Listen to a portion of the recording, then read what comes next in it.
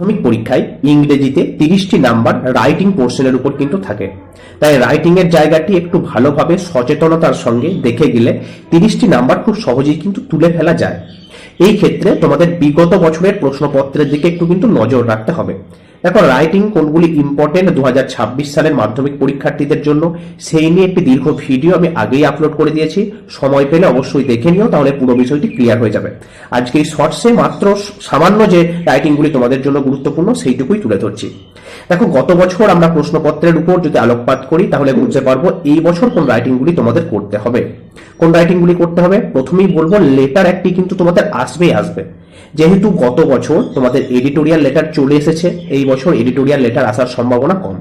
তাহলে কোন লেটার করতে হবে? তোমাদের করতে হবে পার্সোনাল লেটার অথবা অফিসিয়াল লেটার। ভালো করে মাথায় ঢুকিয়ে নাও, পার্সোনাল লেটার অথবা অফিসিয়াল লেটার তোমাদের এই বছর কিন্তু আসবেই। একটি লেটার এই দুটোর মধ্যে থেকে আসবে। তাই এই ফরম্যাটটি ভালো করে কিন্তু দেখবে। নেক্সট 2 নাম্বার যেটি ইম্পর্টেন্ট আমি বলবো নোটিশ রাইটিং। অবশ্যই নোটিশ রাইটিং ভালো করে দেখে যাও। এবং 3 নাম্বার যে রাইটিংটি ইম্পর্টেন্ট সেটি হচ্ছে প্রসেসিং রাইটিং অথবা প্যারাগ্রাফ। প্রসেসিং অথবা প্যারাগ্রাফ এই দুটির মধ্যে একটি আসার সম্ভাবনা কিন্তু প্রবল। নোটিশ রাইটিং অত্যন্ত গুরুত্বপূর্ণ। এবং তোমাদের যেটি বললাম লেটারের ক্ষেত্রে তোমাদের পার্সোনাল লেটার অথবা অফিসিয়াল লেটার ভালো করে দেখে যাবে। এর পাশাপাশি কোন রাইটিং গুলো দেখে যেতে হবে তোমরা আগে যে ডেসক্রিপশনে আমি লিঙ্ক দিয়ে রাখছি যে দীর্ঘমেয়াদী ভিডিও, অবশ্যই দেখে নিও, তাহলে তোমাদের কিন্তু বিষয়টি ক্লিয়ার হয়ে যাবে।